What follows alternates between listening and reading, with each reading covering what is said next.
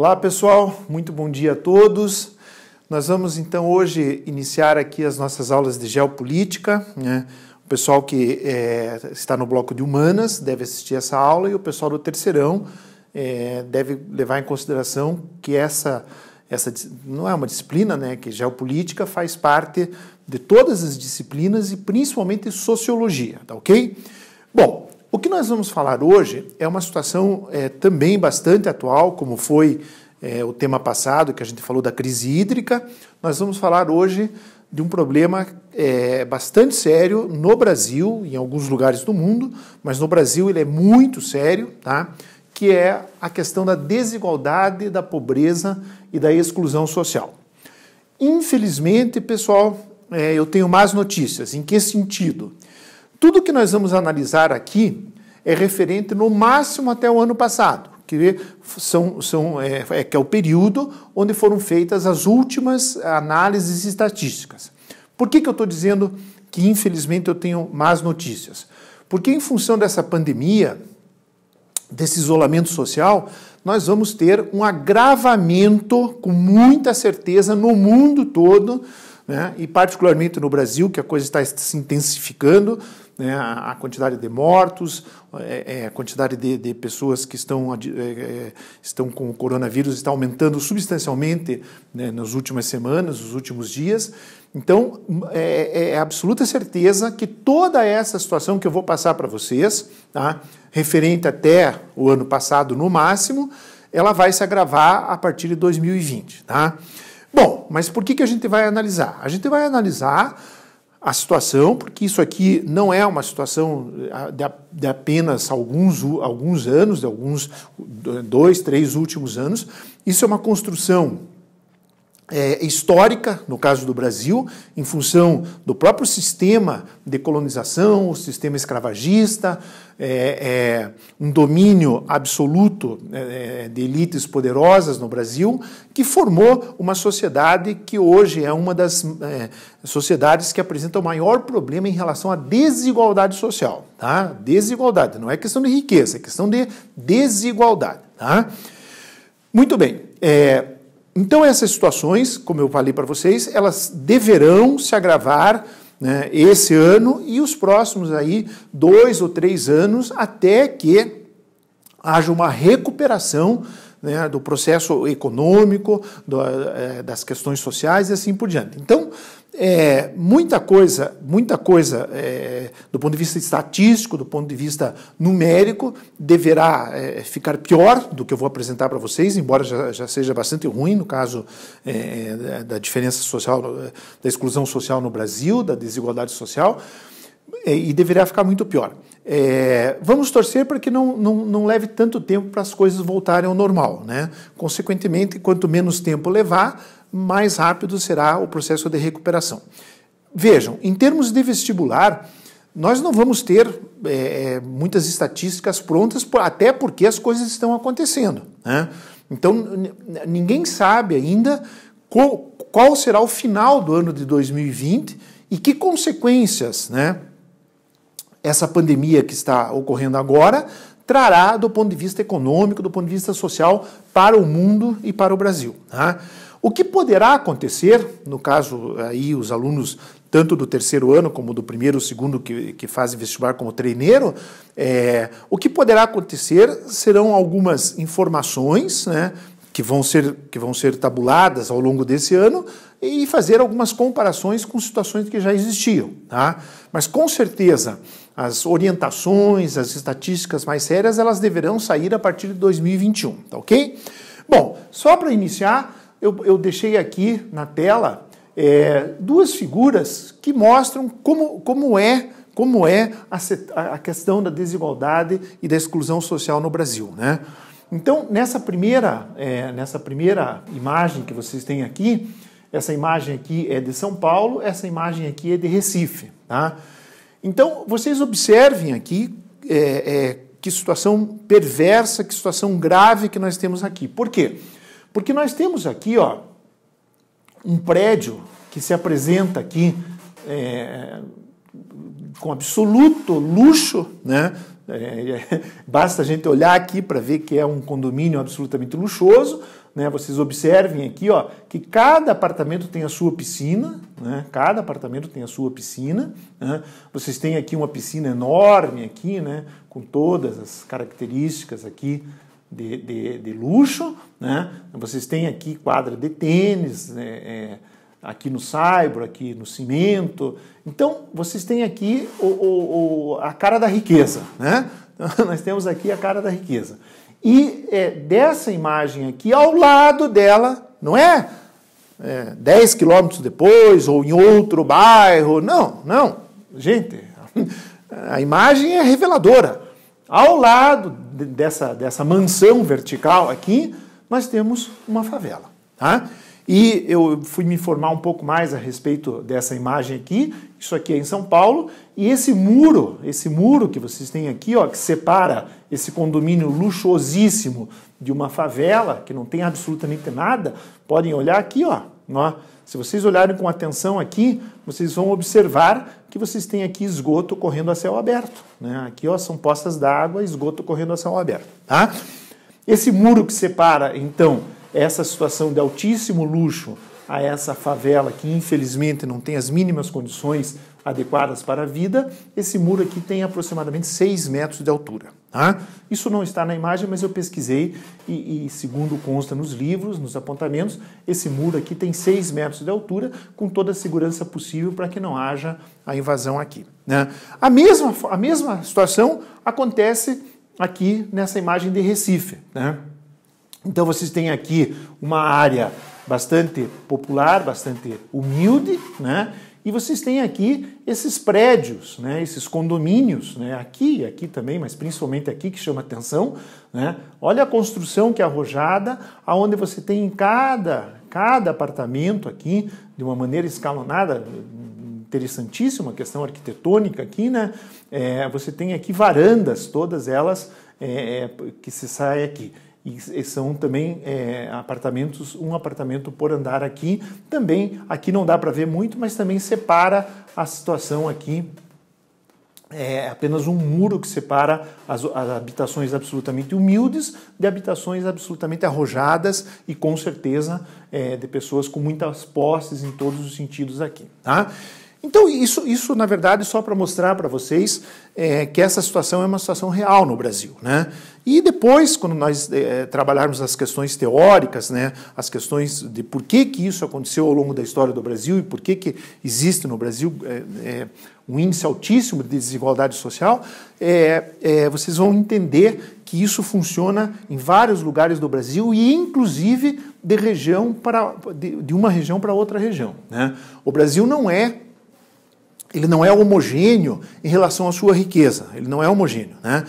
Você tem determinadas regiões do Brasil que são muito mais pobres que outras regiões, ok? Bom, essa primeira aula nós vamos apenas fazer algumas análises relativas a gráficos, tá? E nas outras aulas, na sequência das aulas, nós vamos trabalhar as questões teóricas e finalmente vamos terminar, então, esse assunto no sentido pedagógico, né? Vamos terminar esse assunto fazendo alguns exercícios, a maioria deles, exercícios de vestibular, do Enem e assim por diante, tá ok? Então vamos lá, vamos continuar a nossa análise. Esse gráfico aqui, eu vou apresentar por primeiro, porque é um gráfico absolutamente interessante, né? Que ele já mostra muito o que é, né, a nossa sociedade, tá? Então, observem aqui situações em relação à questão da distribuição da riqueza, da distribuição de rendimentos da população brasileira, tá? Então vejam lá, pessoas no Brasil que ganham até meio salário mínimo, pessoas que vivem com, no máximo, meio salário mínimo por indivíduo, tá? Então nós temos aqui um total de 7,45%. E uma outra coisa que chama atenção nesse índice aqui é a questão do feminino e do masculino, tá? Observem aqui, pessoal, 60,77% das pessoas que ganham até meio salário mínimo, pessoal, eu estou falando até meio salário mínimo, tá? Quase 61% são mulheres e 39% homens. Isso já começa a mostrar também uma outra questão perversa em relação à formação da sociedade brasileira, tá? A discriminação salarial entre homens e mulheres, tá? Nós vamos ver em outros gráficos que isso também acontece em relação à cor do indivíduo, tá? E uma série de outras situações. Então, observe aqui, 7,45. Ah, professor Lincoln, mas não é muito, né? 7,45. Gente, é muito, é um absurdo, é muito, porque meio salário mínimo, né, o nome já seria indicativo, salário mínimo. Então, se você tem um salário mínimo, deveria ser o mínimo que você deveria ganhar. E você tem aqui quase 8% de pessoas que vivem com a metade, ou menos, porque é até meio salário mínimo. Então, é muita gente. E se você for considerar o total da população brasileira, 7,45%, ou vamos aproximar para 8%, o Brasil tem hoje quase 220 milhões de habitantes, 8% dá mais de 16 milhões. Então nós temos quase 16 milhões de pessoas que vivem com até meio salário mínimo. É ou não é muita gente, pessoal? 16 milhões de pessoas é uma quantidade de pessoas muito maior do que a população de vários países do mundo. Então é muita gente, tá? Bom, vamos caminhando, então, para valores um pouquinho maiores, mas mesmo assim, pessoas que vivem, atenção, pessoas que vivem com mais de meio salário mínimo, até um salário mínimo, tá? Então, vocês observem aqui, dá 18,34. Então, nós já temos aqui pessoas que vivem, então, até um salário mínimo, 18,34 e 7,45 já dá 25% de pessoas que vivem com um salário mínimo ou menos, tá? E essa situação, ela vai aumentando, né? Então, um salário mínimo, o salário mínimo está R$1.000 e poucos, tá? 1.000 e poucos, só para vocês terem uma noção de valor, tá? 1.000 e poucos reais. Então, aqui são pessoas que vivem com um rendimento de 500 a 1.000 e poucos reais, tá? Então, vejam aqui que já dá um índice bastante grande. Aí nós vamos para pessoas que vivem com uma receita de 1 a 2 salários mínimos. 1 a 2. Então, de 1.000 e poucos reais até 2.000 e poucos reais. Nós vamos ter aqui 33%, quase 34% de pessoas, tá? E aqui, nesse caso, como aumenta o rendimento, aumenta o número de homens. Observem aqui, tá? Quando o rendimento era extremamente baixo, nós tínhamos uma predominância feminina. Aqui, né, de 1 a 2 salários mínimos, que é pouquíssimo, tá? Para uma pessoa viver, pagar tudo que ela precisa, né? Nós já temos uma predominância masculina, tá? E daí, então, se nós já pegarmos aqui, vamos analisar mais um aqui, mas para vocês verem. Pessoas que vivem com mais de 2 salários mínimos e 3 salários mínimos. Então, com seus 2.000 e poucos reais até 3.000 e poucos reais. Nós vamos ter aqui 11,39%.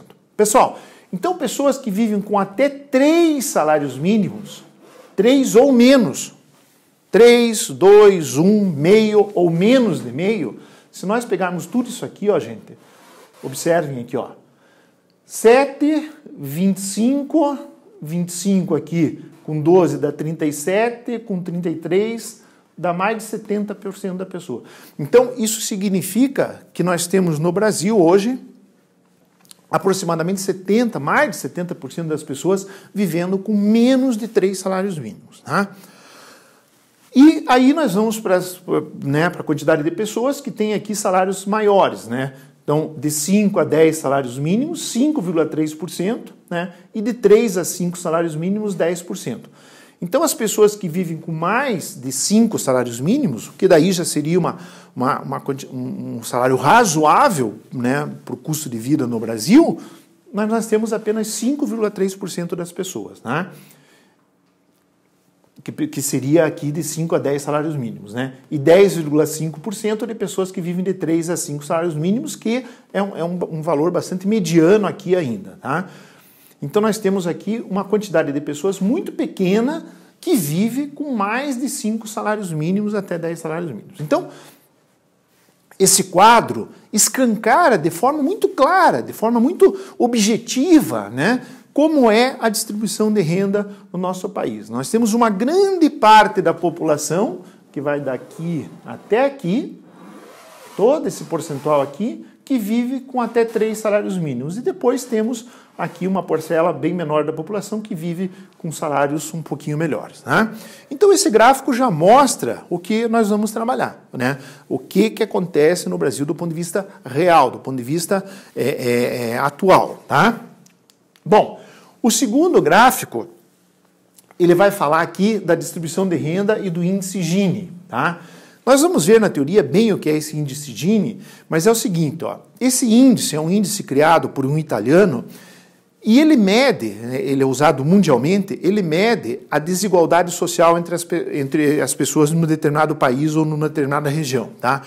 Quanto maior esse índice, pior. Tá? Quanto maior esse índice, pior. Quanto menor, melhor. Tá? Então o que acontece? O que acontece aqui é que nós tivemos em 2013 o valor mais baixo do índice Gini. Então, em 2013 foi o período que nós tivemos a menor desigualdade social no Brasil. E depois, com pequenas variações ao longo dos anos, né, nós tivemos praticamente um crescimento contínuo aqui. E até o ano passado, 2019, nós atingimos aqui o pico da desigualdade. Tá?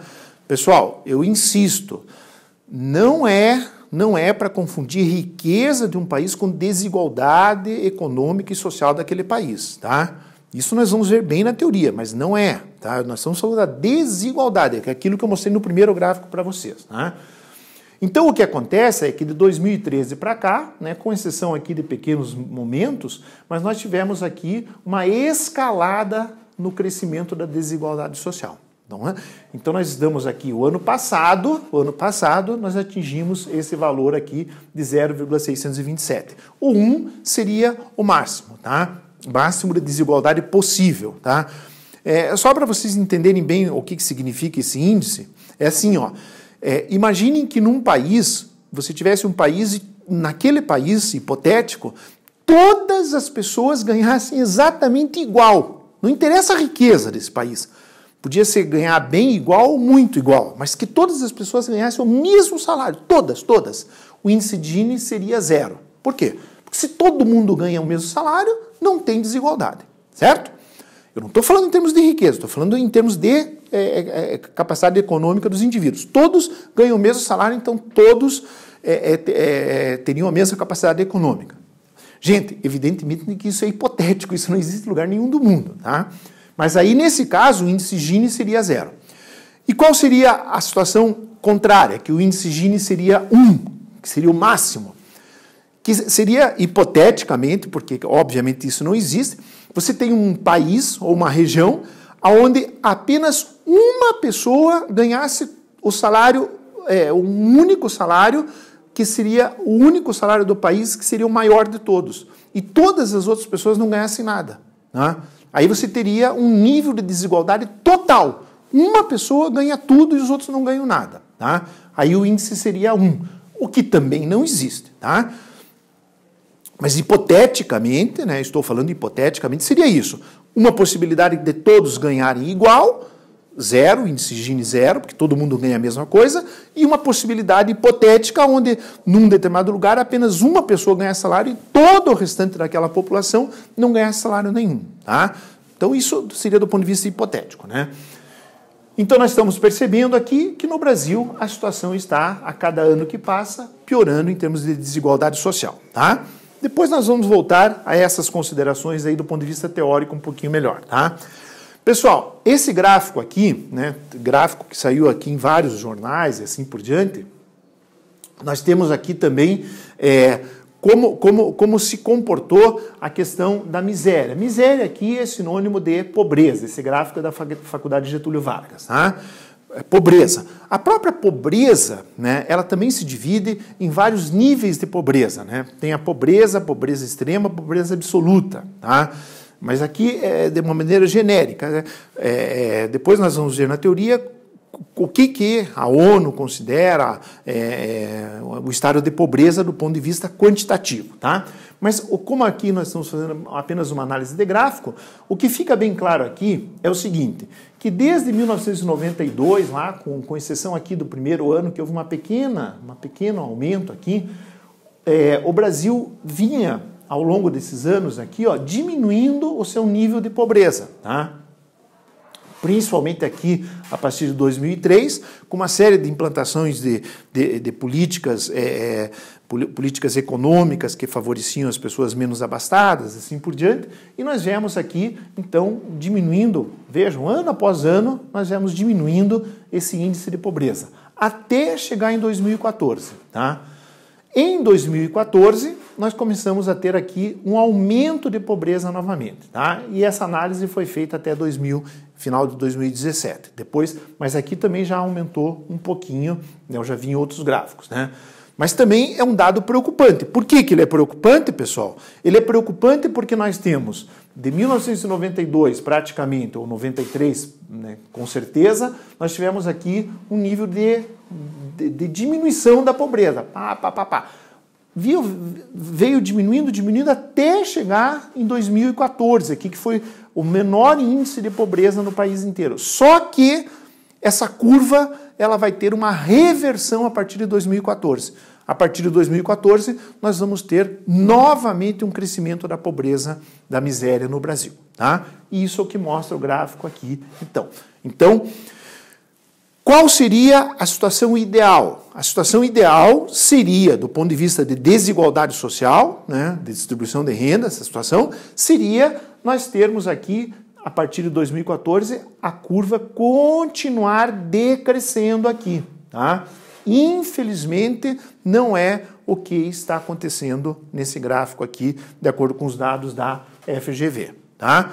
Então, é preocupante. Nós tivemos alguns anos em que a questão da distribuição de renda, o nível de pobreza diminuiu no Brasil, mas infelizmente a partir de 2014 essa situação começa a aumentar de novo. Então, novamente, nós temos que nos preocupar seriamente com essa situação aqui do ponto de vista social e econômico, ok?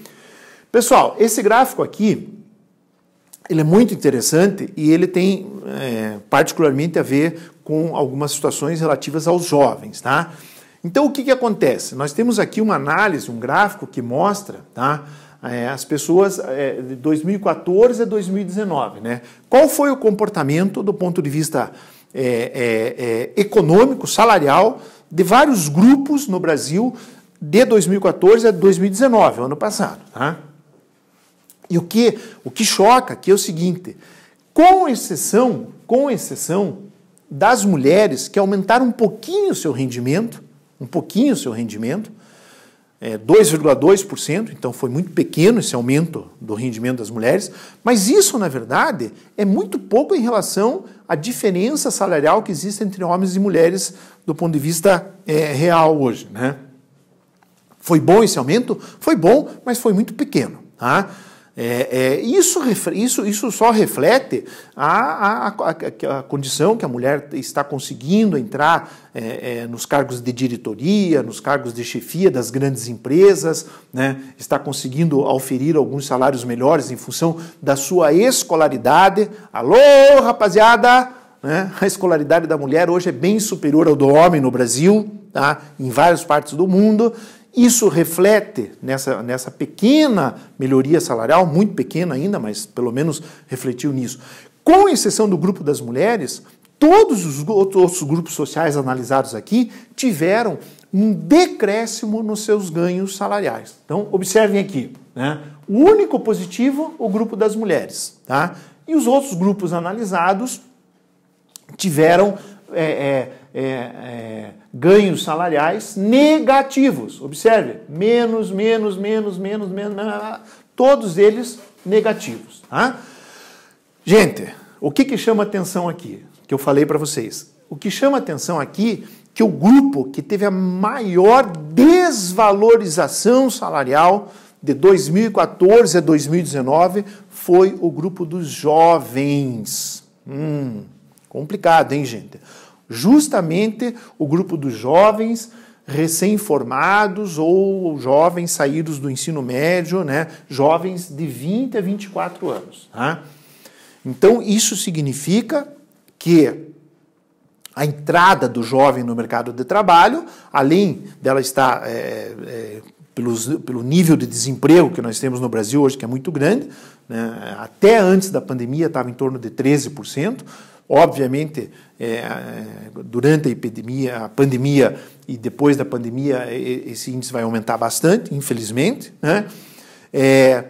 Além dessa dificuldade, em função da quantidade de desempregados no Brasil, houve uma desvalorização salarial muito acentuada nesses anos aqui de 2014 a 2019, que foi de 17,76 negativo, né? O que significa isso? Que a média salarial dos jovens nessa faixa etária aqui diminuiu 17,76. A média, tá, gente? Tudo que a gente fala aqui é média a nível de Brasil, tá? Por que eu gosto de frisar isso? Porque alguém diz assim, mas eu tenho um conhecido lá que se formou lá em engenharia mecânica com 22 anos lá e já conseguiu um emprego na Renault lá, ganhando super bem e tal. Pessoal, isso acontece, são as exceções. Nós estamos falando de média de todos os jovens, inclusive jovens que não fizeram faculdade, jovens que encerraram a sua escolaridade no ensino médio ou até no ensino fundamental, tá? Então, nós estamos falando aqui da média nacional, tá? Exceções existem sempre, principalmente nas questões de sociologia e de geopolítica, tá? Mas vejam, né? Então, nós temos aqui vários grupos, né? Observem aqui, os afrodescendentes também diminuíram bastante, o que já é discriminatório, diminuiu mais ainda. Também tivemos aqui por região, né? Observem aqui a questão da região norte e região nordeste, foram as duas regiões onde a desvalorização salarial foi maior. E olhem aqui, eu falei aqui que houve uma diminuição no salário de jovens de 20 a 24 anos, mas observe o seguinte, os jovens sem instrução, tá, tiveram uma diminuição bem grande aqui, tá? Como aqui estão todos os jovens, pode saber que grande parte desses jovens aqui também fazem parte desse grupo aqui, tá?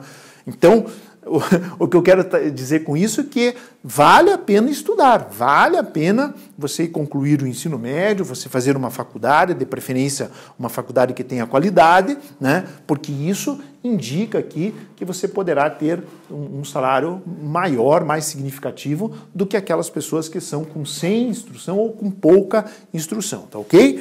Então, nos chama a atenção essa questão aqui, né? E positivamente, embora muito pouca, né, muito pouco esse aumento aqui, ou a questão positiva em relação às mulheres, tá ok? Então, um gráfico também bastante interessante, tá?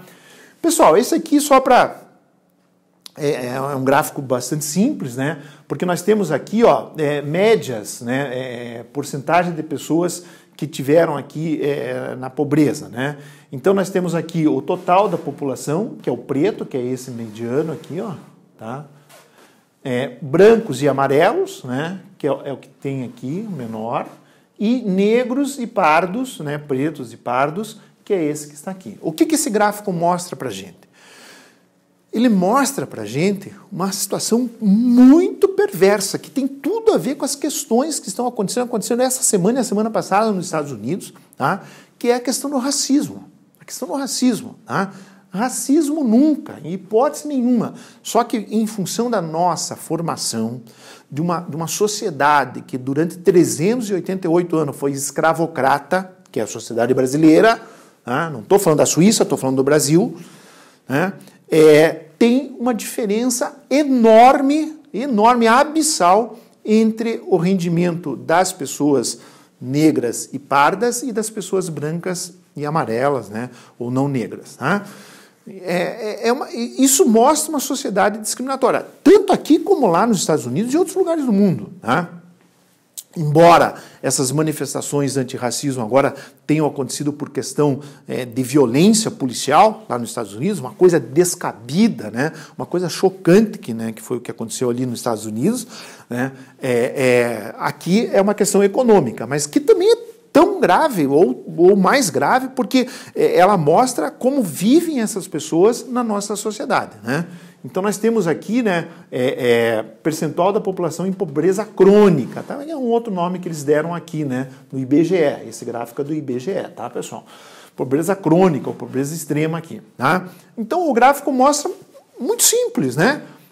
A média, o percentual de pessoas que vivem na pobreza crônica, que eles chamaram aqui, outros chamam de pobreza extrema, de brancos e amarelos, é de 4,4. E ao longo dos anos, ela foi diminuindo, né? Ela vai até 2015 aqui, que depois aumenta. Lembram que de 2014 aqui manteve-se constante? No gráfico passado a gente viu que de 2014 ela começa a aumentar um pouquinho. Mas como o gráfico vai até 2015, ela veio diminuindo aqui, ó. Diminuindo. E chegou aqui, né, no final de 2014, a 0,3%.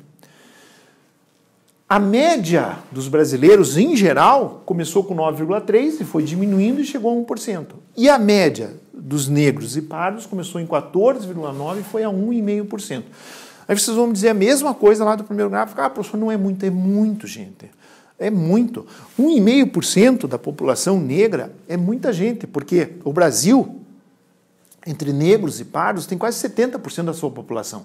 Então, 1,5% é uma quantidade muito grande de pessoas que vivem em pobreza crônica, crônica ou extrema, tá? E o que esse gráfico mostra é essa situação. Uma situação onde você tem uma sociedade branca, né, onde a pobreza aqui relativamente pequena e a pobreza dos negros e pardos é 1,5%. Se vocês fizerem uma continha muito simples, mas que vai ser assustadora com o resultado dela, é o seguinte: 0,3 para 1,5, você tem que multiplicar por 5 esse valor para chegar naquele. Isso significa que a pobreza extrema entre negros e pardos é 5 vezes maior que a pobreza dos brancos e amarelos. Chocante, absurdo, tá? Uma sociedade não pode permitir que isso aconteça, tem que criar mecanismos para que essa situação mude, tá? 5 vezes mais, de 0,3% a 1,5%, tá? Então, apesar dos números terem melhorado até fim de 2014 aqui, depois começa a aumentar de novo, tá? Ela ainda é chocante, e esse gráfico mostra claramente essa situação, tá ok? Gente, esse gráfico aqui é aquilo que eu falei para vocês. Ele só mostra aqui para a gente a situação dos estados, a diferença entre estados aqui, né? Então, pessoas em situação de extrema pobreza, aqui chama de extrema pobreza de novo, né?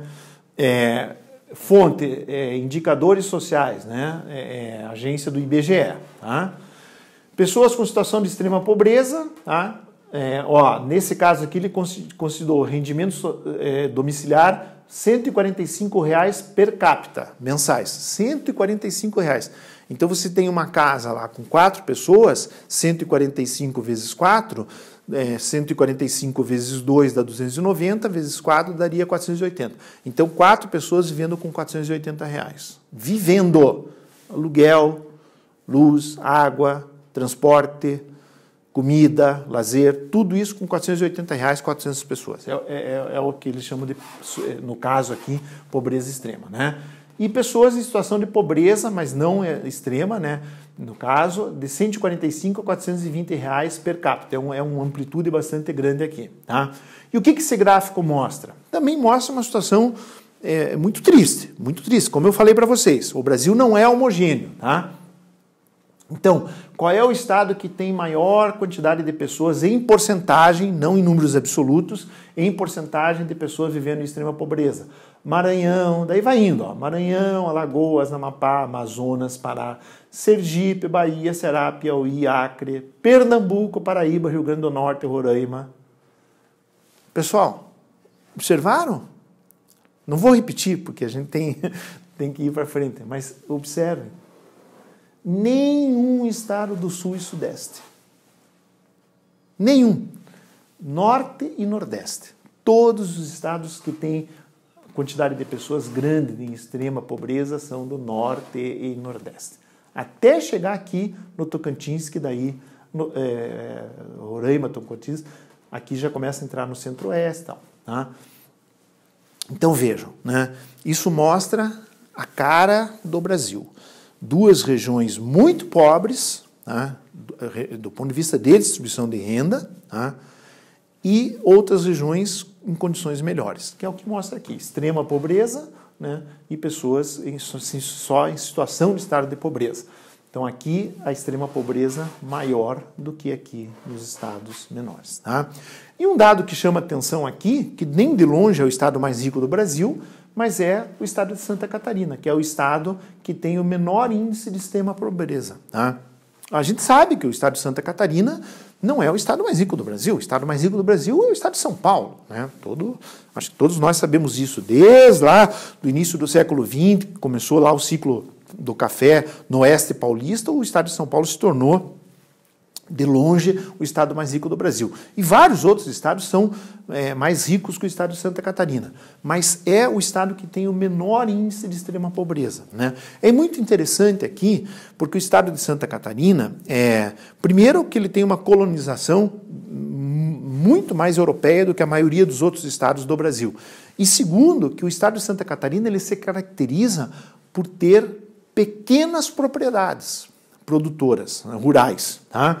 O que significa isso? Significa que a terra no estado de Santa Catarina, até por conta da colonização europeia, ela foi predominantemente com pequenas propriedades. Então isso significa que a riqueza foi mais dividida. Por isso é o estado que tem menor índice de pobreza extrema do Brasil. Tá?